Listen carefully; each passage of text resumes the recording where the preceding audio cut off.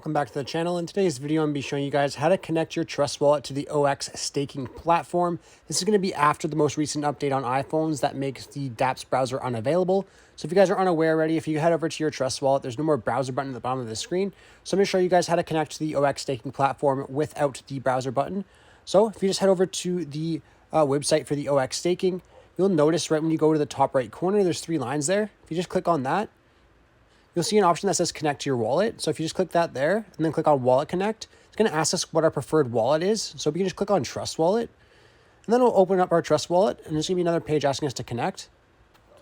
And then we'll get this notice right here. So we just click on connect to connect our wallets. Then we can head back over to our browser. We'll know once we're connected when we see the green dot up in the top right corner, as well as our wallet address right here. So now you can go ahead and stake your ZRX tokens if you would like to, and you're fully connected with your Trust Wallet. Anyhow, I really hope I was able to help you guys out, showing you how to connect your Trust Wallet to the OX staking network. If this video did help you out, be sure to leave a like on the video and subscribe for more. Thanks for watching.